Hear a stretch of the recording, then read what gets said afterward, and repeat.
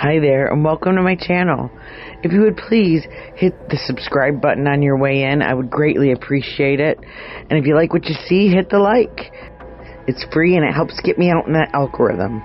Alright, let's get on to today's topic. So tonight, I am going to be reading part of a document that I found after going through rabbit holes. Rabbit hole after rabbit hole. But what it is it's called SK Confessions. And it was written by a man named Mark Twitchell. Now, he lived in Alberta, Canada. And if you have watched my previous video, that I will link to this, it's called Dexter Obsessed. He was a kind of a failed independent movie maker. And he had committed a series of crimes. And when he was arrested, one of the things that they found after they'd done their investigation and everything, they found on his computer this document. Now, he swears to this day that this is a screenplay and that the murders that he committed were the murder that he committed was accidental. That it was just him trying to, like a publicity stunt for his next movie, and that things went too far and he ended up ending the life of Johnny Alton. So I'm going to read through this. I found it. I heard that, and as soon as I watched a documentary, I read through some reports through Wikipedia, a bunch of different sources, and like I said, I went down a bunch of rabbit holes and ended up finding this, and it said that it wasn't completed, and it's 42 pages long, so I'm going to get through as much as I can, because I don't read aloud like this very often. You know, I'm normally with my 15-minute videos, but let's get started. This story is based on true events. The name and events were altered slightly to protect the guilty. This is the story of my progression into becoming a serial killer. Like anyone just starting out in a new skill, I had a bit of trial and error in the beginning of my misadventures. Allow me to start from the beginning, and I think you'll see what I mean. I don't remember the exact place and time it was that I decided to become a serial killer, but I remember the sensation that hit me when I committed to the decision. It was a rush of pure euphoria. I felt lighter, less stressed, if you will, at the freedom of the prospect. There was something about urgently exploring my dark side that greatly appealed to me, and I'm such a methodical planner and thinker, the very challenge itself was enticing to behold. This realization, just the last in a series of new discoveries I had made about myself. I just knew I was different somehow from the rest of humanity. I feel no such emotions as empathy or sympathy toward others, for example. Of course, when it came to actual one-on-one conversations with therapists, I had to lie. I mean, talk about leaving a trail of breadcrumbs. The last thing I needed to do was air out all of my darkest fantasies and half-formed plans to someone who is legally obligated to contact the authorities if they think a patient will do harm to themselves or others. I'm not stupid. Nevertheless, deception aside, it was a useful exercise to get to know my label better. When a man approaches 30 years of age, he tends to question what his ultimate purpose in this world is, and where he fits into that picture. And then I remembered something else, a passage I read from a novel by the renowned fantasy writer David Gemmell, in reference to a Bronze Age assassin. I can't recall the exact wording, but it was the philosophy that hit home. The assassin reflected on what he does with his life, with guilt, another emotion I am incapable of, and someone imparted a bigger picture of wisdom. He said that the assassin is the hand of fate. Fate has already decided everyone's time to die from the moment they are born. When it's their time, it's their time. And if they do not die of old age or sickness, when their time comes, other factors are employed by fate to get the job done. I think about that whenever I plan a kill. It's not me who chooses the victims, but fate. Oh, sure, I choose a victim to match my own criteria in the interest of remaining free at large. But for the most part, I am merely following my own nature, which was devised by the grand design of the universe. Now, this does not mean I shirk responsibility for my actions. I'm very obviously, as you will come to learn, deliberate, level-headed, and very much in control of my own actions. Although I won't deny that the aforementioned scenario would play well in an insanity plea. So here I was, armed with this new insight into my inner self and an exhilarating new hobby that I was seeking to undertake. I thought long and hard to come up with a system that would work for me, a method that would ensure I could have my playtime and keep from getting caught. It didn't take long before I settled on an MO. I would use online dating to rope in my victims. Once I came up with that one clear starting point, all of the other pieces needed to be tended to. I began to ask myself a series of questions designed to get me to consider every possible angle. I wanted to have every step in the process already planned out from start to finish, because improvising would be bad and lead to sloppiness. I had to have an order, a plan, something that would bring calm to a chaotic situation. First question. Who do I want to target? At first, I considered married men looking to cheat on their wives. In one way, I'd be taking out the trash, doling out justice to those who on some level deserved what they got. But the logic of the situation denies this possibility. After all, people who are expected at home at a certain hour tend to get reported as missing. And there's other factors that would lead to an investigation I didn't want. No, I had to choose people whose entire lives I could infiltrate and eliminate evidence of my own existence on all levels. Finally, settled on middle-aged single men who lived alone. My reasons were numerous. For one thing, they would be easy to lead by their dicks, easy to manipulate, easy to seduce under my fake female disguises. They were also the most likely targets to have the most expendable money in their bank accounts. A tidbit I would use in my advantage later on. Finally, by living alone, once they were out of the picture, I could easily enter their living spaces undetected with no forced entry and remove all sorts of valuable items from the premises. Oh yes, my friend, I am in this for profit. It has always been my attitude that no hobby or venture could ever be done without expected return or on investment. For many years I crafted elaborate Halloween costumes, faithful screen-accurate recreations of big blockbuster movie icons. The result of my efforts in these costumes were various first prizes in costume contests that resulted in cash payouts worth at least 40 times what I spent to make each outfit. This would be no different. I had expenses with this new hobby, and I would make sure that I generated profit from it to recoup and eclipse my costs. Next step in the process for being fully prepared. A detailed shopping list of all the items I would need to carry out my plans. First off, I needed a location. I scoured listings to find something suitable. I started looking in regular secure storage, but the video surveillance and inability to get my victims were smoothly threw that idea out the window quickly.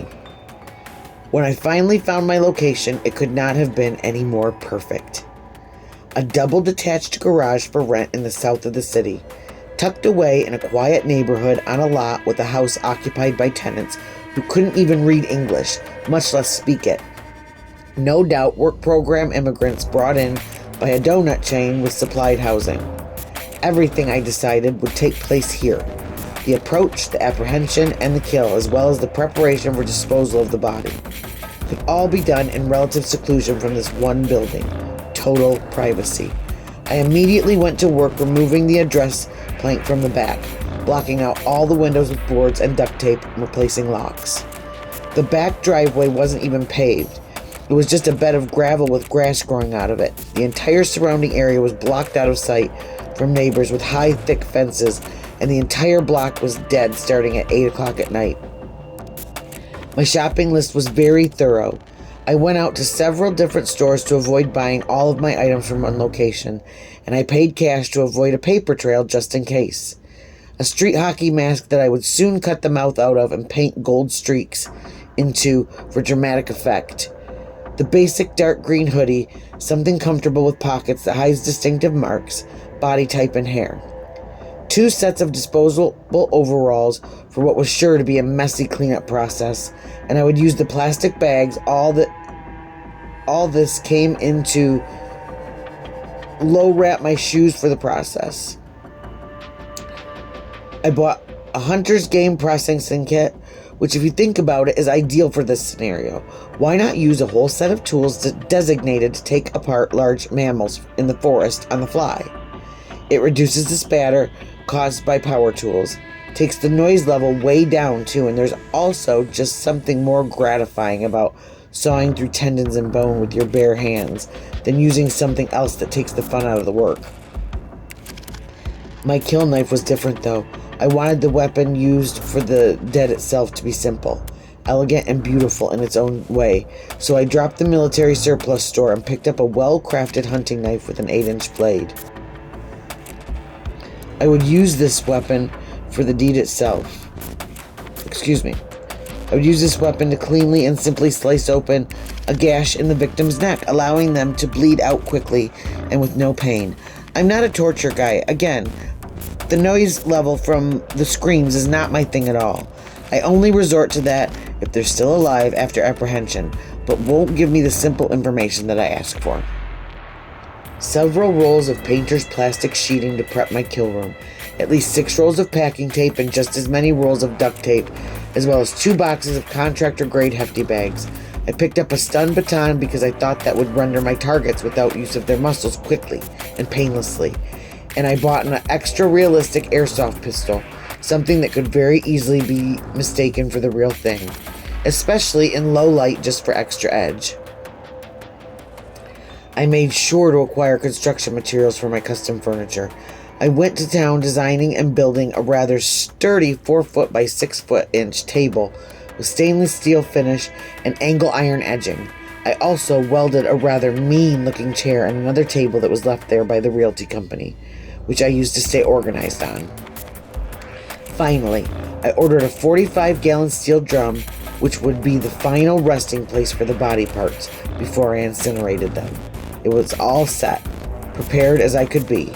I diligently set up my kill room, creating the plastic bubble I needed to create my nasty mayhem. The trap was set, and now it was time to bait the hook. I downloaded an IP address blocker first and foremost. I mean, it would be rather silly of me to run this whole operation from my home computer without it. Just so that if any of my playmates' disappearances were actually investigated, there would be this electronic trail leading the police directly back to me in my little workshop of horrors. Once activated, I created all new email addresses and dating site profiles for my dark plan. It was so easy it was almost insulting. But really, who thinks to look outside their pond when they go out fishing? No one. I did a quick search for females that matched what I wanted to represent in other cities around the world, and when I found someone I liked, I copied their photos and used them in my new online identity as whoever it was I wanted to be. I always changed things up. I never used the same profile for more than one victim at a time, and I generated new email addresses as well, just in case. After a victim is removed from the world neatly and cleanly, I erase my accounts and every trace they left behind. Sure, the mother's servers may or may not have an imprinted image, but even if they checked, they wouldn't trace me. As soon as the profiles go up, within 24 hours, the responses come in like a flood. I review the messages sent and chose my victims based on age, body type, profession, status, and living situation. Obviously, I'm not going to pursue a 6'4" athletic martial arts instructor who's married with 4 kids. That's just got trouble written all over it. I mean, I'm ruthless, but I'm not an idiot. I have my own fighting training background, but I don't have delusions of grandeur. When I came across a single man in his late 30s to early 40s who's self-employed, lives alone, and stands between 5'7" and 5'11", with an average body type weighing in between 150 and 180, I know I found my ideal target. Such was the case with the man I will refer to as Frank. That, of course, is not his real name, and I won't divulge any other sensitive details about the situation, but Frank was my very first target ever. I roped him in with a profile I was quite proud of, featuring photos of a blonde. I would like to bang myself. I asked him to pick me up from my residence at a prescribed time on a particular night of the week, and then gave him detailed instructions on how to find the place.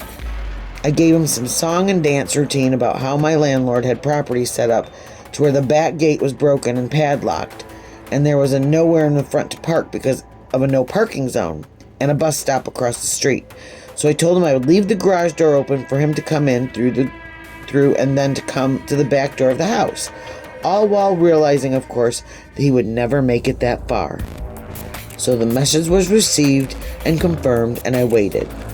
Generally, I was quite pleased with myself, and I had perfectly formulated plan, and I was fully prepared. I adorned my specialty mask, serving the double purpose of facial protection and identity shield to give my victim a false sense of security and thinking they would be let go since I cared about hiding who I was. But without explaining it to them, that thought would not likely cross their mind in the heat of the moment. I slipped my hoodie on and pulled the hood over my head, resting it comfortably over my brow. I slipped the knife holster with the blade in it onto my belt and pulled onto my fine leather gloves. My kill room was perfectly prepped, plastic sheeting and taped together, and around my table, a large green cloth screwed into the drywall ceiling to shield view of it from my guests' line of sight, and to shield me too, of course. Now I stood but a few feet away from the front door, which I had locked also, of course. The plan was to wait in the shadow of my curtain until he approached the door and shock him with a stun baton, followed by a sleeper hold that would sap away his consciousness so that I could tape him up and set him on my table. The last thought that crossed my mind before Frank pulled up into the driveway had nothing to do with the event itself, but rather was a mental note that I would need to remember to get a stock of paper towel for miscellaneous cleanup in the future. The car engine rumbled and its headlights shone bright into the lowering dusk. I thought if his headlights were on a delay, self-shut-off like mine, then he would see more than I wanted him to, which still wasn't much. Just a few crates of tools and paint cans. Normal garage accessories in my opinion. But his headlights turned off as his engine petered out. I heard the sound of the door opening and closing, and then the footsteps that followed. My head was rushed with adrenaline. My stomach had a half-second flutter of butterflies before my resolve strengthened, and I stood there, ominous in the dark, prepared to strike with my stun baton, fully extended and the safety off. The typical laser guns used by police carry a charge of 50,000 volts, and we've seen what they do to people when they get hit with them. This stun baton boasts 800,000 volts, which sounds practically lethal, but you have to understand that it isn't the voltage but the amps delivered by the weapon that matter. Either way, I was confident in the weapon's strength. My confidence was misplaced. I took 2 swift, silent steps towards my target and, pressing the baton against the back of his neck, pulled the trigger. It shocked and jumped, but did little more than merely alert him to what was really going on. It did not render his muscles unusable, and that little shit fought back. I had a distinct advantage. I was taller and outclassed him in tenacity and strength. This was also my environment, and he wasn't expecting to run into a psycho in a mask, only a beautiful woman he had hoped he'd get lucky with. The confusion played to my benefit, and I struck him repeatedly. He yelled, "What the F?" at the top of his lungs. The noise was something I had hoped to avoid, but I paid no mind and continued attempting to subdue this defiant little shit.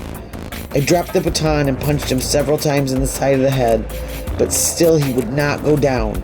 He broke free, and I could tell he would make for the door the way he came in, so I reached into my pocket and withdrew the gun. I pointed it straight at him, and all of a sudden he took me seriously, his eyes wide. I commanded him to get down on the floor, to which he obeyed quickly. If he lifted his head even the slightest bit, I warned him against it.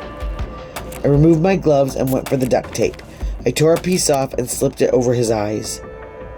It was then that I told him if he did what I told him to do, that I would let him live. I brought one arm down round his neck and was reaching for the other arm when he began to defy me again. "No, I can't do this," he began. Retrospect is, of course, 2020, and if I had been able to go back to that moment, There would have been 100 things I would have done differently. Obviously, overestimating the stun baton is a mistake I would not repeat. The other one was putting up with his bullshit. I should have just pounded him in the back of the head when he was down until he lay unconscious on the floor. I should have shut the big door when I had the chance, but everything moved too quickly and I didn't want to take my eyes off him for 1 second. He got back to his feet, having removed the duct tape, and when I pointed the gun at him again, he grabbed it. He gripped down hard, twice I think, and I might have seen a gleam in him that indicated he felt the gun's construction and realized it was not real, but I can't be sure. I held on for dear life, not willing to give him a blunt object to hit me back with. Frank made a few feeble attempts to hit me and tried one impotent kick aimed at my groin that I easily deflected. I delivered a headbutt to his face and he broke free again. I clutched his jacket, but he shook himself loose of it and took off for the opening in the door. He made it into the driveway, and that's when I knew I was pooched. I followed him out, not caring anymore who might see me. He was fumbling on the ground. I grabbed him by the leg as if to drag him back into the garage, caveman style. But my energy was depleting, and the human survival instinct is one of the most powerful forces on Earth. He tried to grab at my mask and came quite close to pulling it off. I broke the grasp and he spun away into the alley. And sure enough, a couple on an evening stroll saw me coming after him, sporting a deer in the headlight look that can only be described as total lack of comprehension. I stared back at them through my mask for half a moment and then headed back for the cover of my lair. I don't know why I played it as cool as I did. Maybe it was something Frank said during the skirmish about swearing not to tell anyone if I let him go. Maybe it was my own instincts about reading people and the fear in his eyes that told me deep down he wouldn't report the incident. But I felt okay. I still packed up my gear of my own and his stray jacket into a bag. Whatever I felt like keeping, I cleaned prints off of and tossed the rest in a dumpster. As a final touch, I sent one last warning email to Frank through the dating site telling him I had traced his IP address through his messages, and that if he did report me, I would hunt him down where he lives when he least expects it and finish what I started. I threw in a line about having cased the garage and that it wasn't even mine, and that I never used the same location twice. My last lie was to tell him he was lucky number 18 on my spree. I wasn't sure if I should believe it worked. I walked calmly out to my car, got in, and drove away across the entire city back to my home, where my wife and child waited for me. During the entire trip, I kept thinking, surely this douchebag would call the police. Not that it mattered if he did. I covered my tracks well. You see, in my day, I'm an independent filmmaker, and everything in that garage could easily be explained as props for filming psychological thrillers. How I could be on the one side of the city scrapping with potential kill up until 7:20 and be home less than an hour would have been a stretch at the best. Still, I couldn't shake that foreboding feeling. I kept thinking any moment I'd see flashlights behind me asking me to pull over, despite my perfect adherence to posted speed limits and cautious observance of the safety belt law. Surely the arresting officer would wonder why I was so sweaty and why there was a bag with a hoodie, a jacket, a prohibited stun weapon, and a set of handcuffs in my trunk. But those lights never showed up in my rearview mirror. I checked my voice messages and had two, very unusual this time of night. One from my wife wondering if I could be home by 8:30 so she could pick up a package before 9, and one from my prop guy asking if he could borrow my airsoft pistol. Paranoia set in. My wife couldn't care about picking up a package that late. She'd wait till tomorrow. Could the cops have gotten to her and convinced her to pretend to let me home quicker so they could arrest me? But I had to stop and think clearly. This was all happening way too fast. There's no way that was possible. It wasn't a movie. This is real life. Even if the police were contacted, their response time to the location would be in the neighborhood of 20 minutes to 2 hours. And there'd be no way for them to verify who rented the garage that quickly. My fear subsided and I drove home. I practiced my entire behavior pattern should I come home to police cruisers parked along my front yard. I would rush the door in a panic, and upon entering, or being stopped by patrolmen, I would appear utterly surprised and beg them to know if anything had happened to my precious wife and or daughter. My genuine shock of their presence would start me on the innocence path in their eyes, and then my cover story of being at a therapy appointment would become my short-term alibi until I could confess to the cops later that the therapy was a cover story I gave my wife so I could have just one night a week to myself. Between that and the total lack of hard evidence, I'd be free regardless, and yet still the nervousness set in. It's pretty fucking hard to concentrate on anything when you live in constant expectation of the police arriving at your doorstep. It turns out my wife did need to pick up a package, a Pilates chair that she wanted me to assemble. The directions couldn't be any more complicated than the directions for making mac and cheese, but I had a really hard time because the apprehension was always there. Every time I heard a car drive by, I'd feel compelled to look out the window. I heard a massive group of sirens get closer and closer and closer. My heart leaped into my chest until I realized there was a house fire somewhere close in the area. Seeing a police cruiser slowly and deliberately pull around my block was the worst part. But then I remembered our across the street neighbor had an itchy trigger finger for calling the cops when the rowdy teenagers next door partied too loudly, and it subsided. A day passed. I spent that day with my 8-month-old daughter as my wife ran errands and kept appointments. Then the day turned to night, and once again I was suspicious, but nothing happened. That was the night I was totally convinced I had gotten off on this one pretty much scot-free. No patrol car would be coming to take me away bound in handcuffs, to be brought up on assault charges, forever ending my serial killer career before it began and bringing down my marriage with it, when my wife found out who I really am. That first-time experience was the basis for my revised method of operandi. Previously, I wanted my victims alive and conscious after I'd subdued them.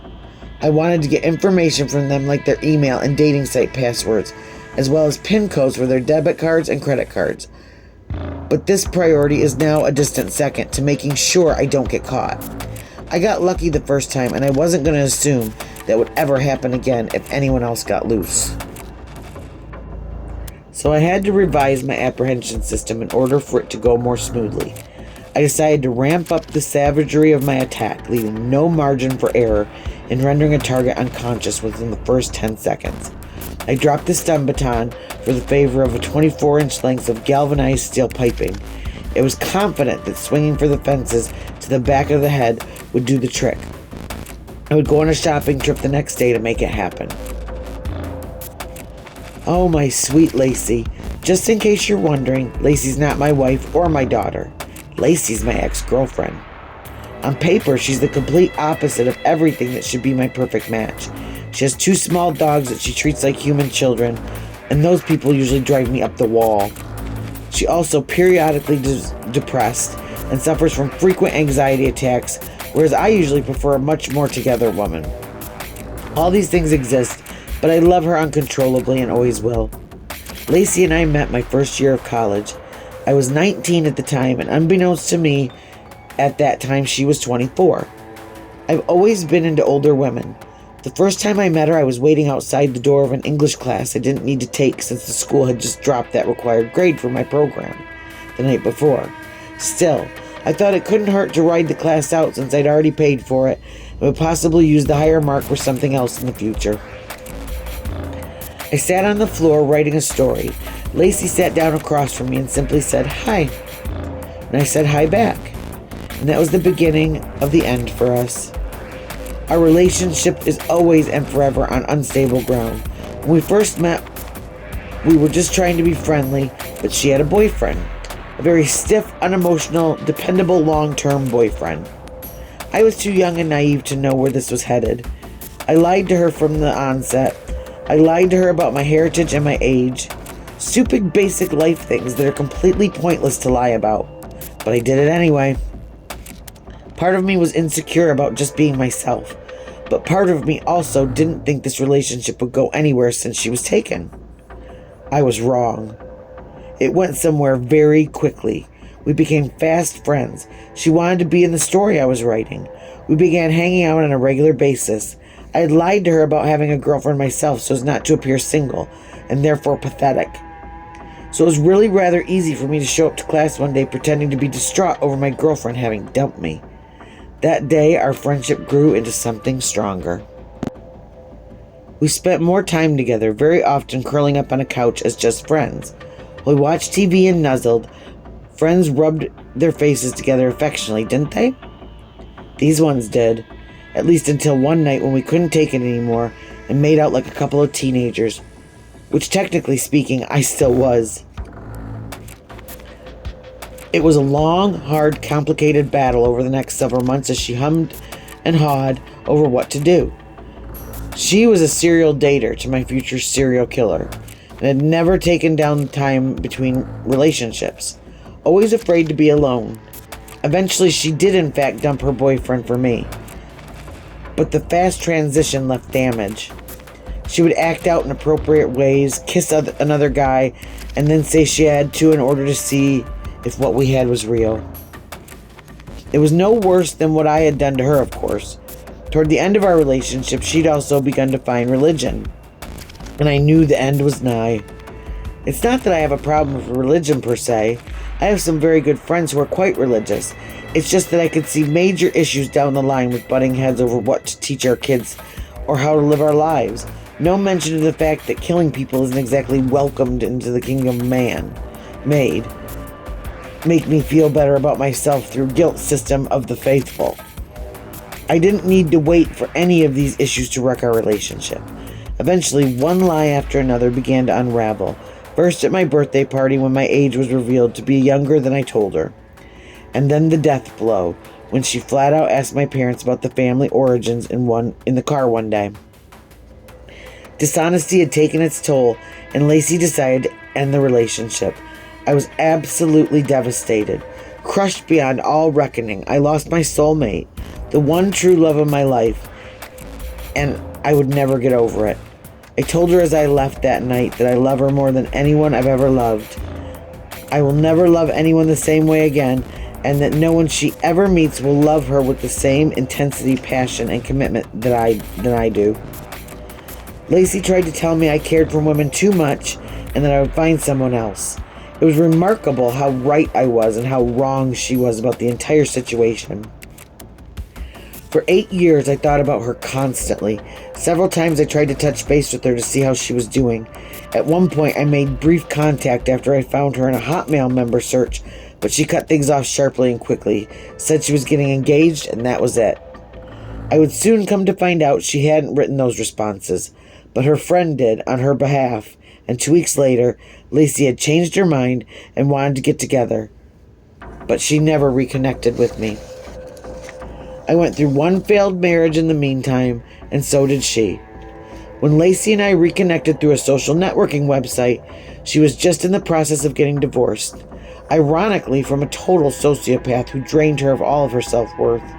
Years of neglect and mistreatment at the hands of a negative, unaffectionate douchebag who would rather play a video game than be intimate had taken its toll. By the time I found her again, Lacey had forgotten what it had been like to be in a caring, loving relationship.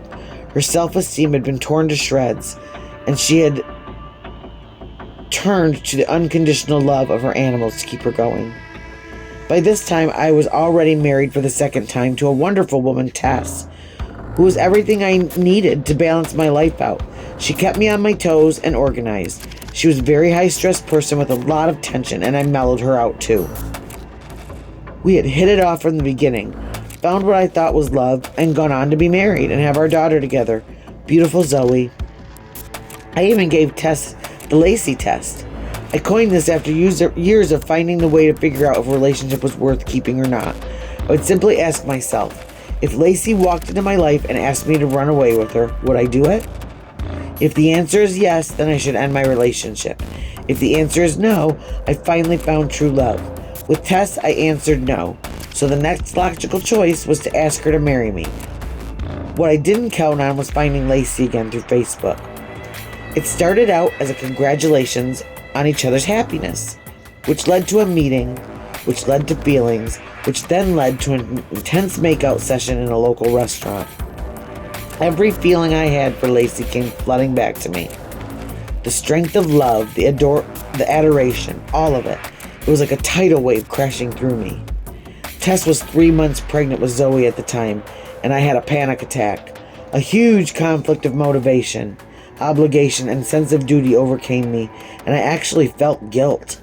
Like an idiot, I confessed everything to Tess the next day, thereby destroying the trust in our relationship. Trust is all anyone has in a relationship, and it's the pillar everything else is based around. Mess with that, and you end your world.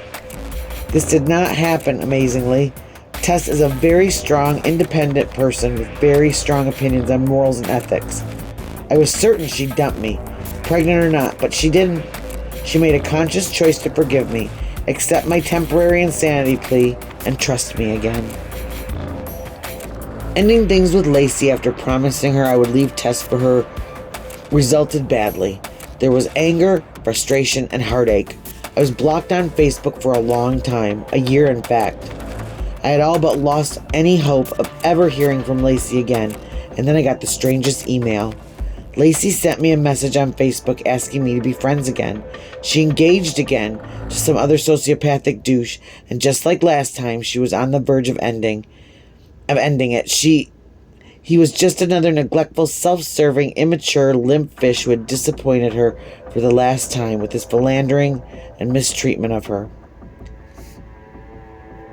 We quickly began a dialogue, and although I told my wife Lacey had emailed me, I also told her that I deleted the message and ignored her. That was obviously a lie. Tables had turned, and Lacey knew much more about me than my situation than Tess did. It wasn't fair to her, but she was also in the dark, which was better for her all around. I started seeing Lacey again. First, it was innocent little coffee dates and movies. We went to see a horror film, something low budget and shot entirely handheld, as was the Hollywood fad at the time. And we maybe caught 20 minutes of a 90-minute movie between the intense kissing we were doing. It was the first week of October, and I had always done something very elaborate for Halloween. Lacey wanted to join me for Halloween, get a hotel, and spend the entire day having sex. It was all about it, but I knew there was no way I could wait that long. The engine in the back of my head that makes things happen started planning and plotting immediately on how to make this happen. Only problem was, she lived about an hour out of town and logistics were difficult to manage. I would come back to this problem later. Right now I had someone to kill and some new methods to try out. And I am going to stop right there. We are on page 13, almost to the end. These are 8 by 11 sheets of paper, so gotten through quite a bit. And I will resume and do another one that's about 45 minutes long. So maybe this will take maybe 2 or 3 parts, but I'll get it done. Interesting so far. Again, if you watched the episode that I did about this, about the Dexter obsessed wannabe serial killer, the things in this, it really reads more like a diary than it does a script or a screenplay. And every single thing that has happened so far is written down in this SK Confessions. And, you know, maybe he got a little arrogant and here we go. So, yeah, it's pretty interesting so far. This, like I said, was one of the documents that when they found it and they read through it, it really helped the jury convict him. I believe, if I remember correctly, it only took them 5 hours to convict him of the murder. And, yeah, so until next time, and I hope you enjoyed this, and have a great night, and I'll talk to you later. Cutsy out. Oh, and P.S. Thank you and welcome to all my new subscribers. I am so grateful for you, and have a great night. Cutsy out ×2.